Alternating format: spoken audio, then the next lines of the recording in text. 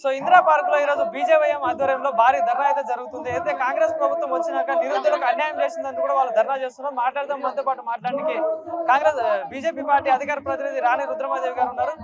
Madam నమస్తే. So ఈరోజు ధర్నా అయితే చేపట్టారు భారీ ఎత్తున. సో ఏంటి మేడం ముఖ్య ఉద్దేశం?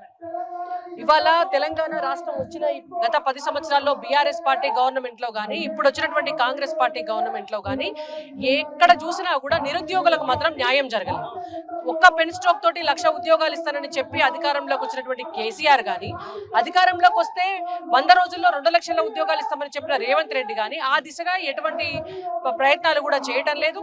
వాళ్ళ ఎన్నికల్లో ఇచ్చినటువంటి హామీలు ఏవి నెరవేర్చకపోవడంతో వాళ్ళ నిరుద్యోగుల కోసం జాబ్ క్యాలెండర్ రిలీజ్ చేయడం కోసం, ప్రతి ప్రభుత్వ ఖాళీని కూడా సంపూర్ణంగా పూర్తి చేయడం కోసం, సో అలాగే డిఎస్సిలో ఇంకా ఖాళీగా ఉన్నటువంటి పోస్టులన్నిటికీ కూడా నోటిఫికేషన్ ఇవ్వడం కోసం, గ్రూప్ 2 గ్రూప్ 3లో కూడా పోస్టుల పెంపు కోసం ఇవాళ మేము భారతీయ జనతా పార్టీ యువమోర్చా ఆధ్వర్యంలో జరిగినటువంటి ఈ కార్యక్రమానికి భారతీయ జనతా పార్టీ కార్యకర్తలుగా కూడా మేము మద్దతు తెలపడానికి వచ్చినాం. ఇవాళ తెలంగాణ రాష్ట్రంలో ఉన్నటువంటి నిరుద్యోగులందరికీ కూడా మేము ఒకటే చెప్తున్నాం, మీ తరపున పోరాటం చేయడానికి భారతీయ జనతా పార్టీ ఉంది. ఇవాళ మా పార్టీ చేసినటువంటి పోరాటం, మీతో కలిసి చేసిన పోరాటం వల్ల గ్రూప్ 2 వాయిదా పడింది. అది మీ విజయం, మీ వెంట ఉన్నటువంటి మా విజయం.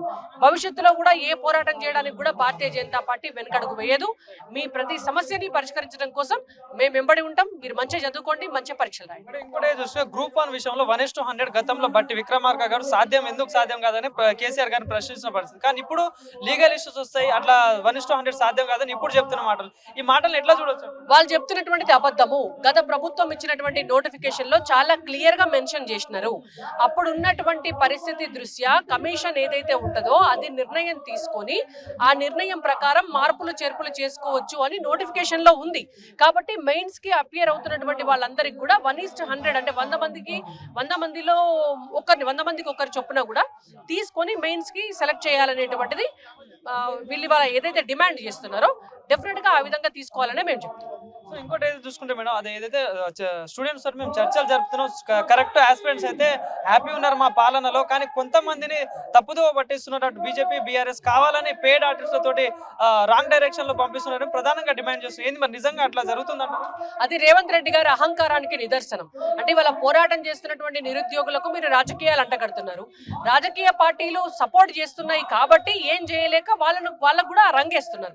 మేమేమంటున్నాము అని అంటే, విద్యార్థి సంఘాలు ఉన్నాయి ఎందుకు, మరి రాజకీయ పార్టీలో విద్యార్థి విభాగం ఉన్నది ఎందుకు, మరి మీ కాంగ్రెస్ పార్టీలో ఎన్ఎస్యుఐ ఎందుకు పెట్టినారు, దేనికోసం పెట్టినారు? మరి మీ ఎన్ఎస్యుఐ పోయి గతంలో విద్యార్థి ఉద్యమాలు చేసింది కదా, అంటే మీరు ఆనాడు నిరుద్యోగులందరికీ కూడా రాజకీయం అంటగడతారా? అంటే మీరు చేస్తే ఒకటి, మంది చేస్తే ఒకట. మేము బాజాప్తా మా పార్టీకి ఒక విభాగం ఉన్నది, విద్యార్థుల కోసం పోరాటం చేసేటటువంటి యువమోర్చా విభాగం ఉన్నది, పోరాటం చేస్తాం. మేము ఇవాళ చేసేటటువంటి వాళ్ళకు మేము సపోర్ట్ చేస్తాం ఎప్పుడైనా కూడా. కాబట్టి ఈ అహంకార పూరితమైనటువంటి మాటలు బంద్ చేసి మీరు ఇచ్చినటువంటి హామీలు నెరవేర్చండి, అప్పుడు ఎవరో రోడ్డు మీదకి రారు కదా. ఇంకోటి చూసుకుంటే మేడం, బీఆర్ఎస్ పార్టీ బీజేపీలో కలవబోతుంది, అందుకే ఢిల్లీకి వెళ్ళి అంతర్గతంగా చర్చలు జరుగుతున్నాయని చెప్పి ప్రధానంగా మాటలు అయితే వస్తున్నాయి వార్తలలో. సో మరి నిజంగా మరి బీఆర్ఎస్ పార్టీ వస్తే కలుపుకుంటారా? మరి గత 6 నెలల కాలంలో ఎక్కువగా ఢిల్లీకి పోయింది ఎవరు? రేవంత్ రెడ్డి గారు, వారి మంత్రివర్గమే కదా. 24 గంటలు తెలంగాణలో ఆర్ఆర్ ట్యాక్స్, తెలంగాణలో బట్టి గారి ట్యాక్స్, తెలంగాణలో ఏ కాంట్రాక్ట్ కైనా 6% ట్యాక్స్, ఆఖరికి రిటైర్మెంట్ అవుతున్నటువంటి ఎవరైతే ఉద్యోగులు ఉంటారో వాళ్ళ దగ్గర కూడా 6% ట్యాక్స్ తీసుకున్నటువంటి దౌర్భాగ్య ప్రభుత్వం కాంగ్రెస్ ప్రభుత్వం. ఈ ట్యాక్స్ల ద్వారా వసూలు చేసినటువంటి సొమ్మునంతా కూడా ఢిల్లీకి తీసుకుపోయి ఆడ గాంధీ కుటుంబానికి మోకరిల్లడం కోసం రేవంత్ రెడ్డి గారు ఆ ప్రయత్నాలు చేస్తున్నారనేటువంటి సంగతి మనందరికీ కూడా తెలిసిందే. ఇవాళ వారు ఎక్కువసార్లు ఢిల్లీకి పోతూ పక్క వాళ్ళ మీద అనేది ఎక్కడిది? ఇవాళ మీకు లాలూచి టీఆర్ఎస్ పార్టీతో ఉంది కాబట్టి గతంలో మీ పార్టీలో గెలిచినటువంటి వాళ్ళంతా టీఆర్ఎస్ పార్టీలకు పోయింది, ఇవాళ బీఆర్ఎస్ పార్టీలో గెలిచిన వాళ్ళంతా కాంగ్రెస్ పార్టీలోకి వస్తున్నారు. కానీ ఎవరైనా బీజేపీలోకి వచ్చినారు, లేదా బీజేపీ వాళ్ళు ఎవరైనా బీఆర్ఎస్ లో పోయినా కాంగ్రెస్ లో పోయినా. కాబట్టి వాళ్ళు చేసేటటువంటివి తప్పులు ఇవాళ బటగాల్చి మీదేయాలి అన్నట్టుగా మనం మాట అంటే జనం నమ్ముతారు అని కూడా రేవంత్ రెడ్డి గారి పొరపాటు. కానీ గతంలో కూడా అయితే ఎమ్మెల్యేల ఫిరాయింపుల విషయంలో కూడా రాళ్లతో కొట్టాలి, ఎవరైతే రాజీనామా చేయకుండా పార్టీ మారితే రాళ్లతో కొట్టాలి ప్రధానంగా రేవంత్ రెడ్డి గారు చెప్పారు. ఇప్పుడు అదే రేవంత్ రెడ్డి ఎమ్మెల్యేలందరినీ పార్టీలో చేర్చుకోవడానికి ఎట్లా చూస్తారు? మరి ఏం చెప్తారు? అంటే కాంగ్రెస్ పార్టీకి మాట మీద నిలబడేటటువంటి లక్షణం లేదు అనడానికి ఇది నిదర్శనం.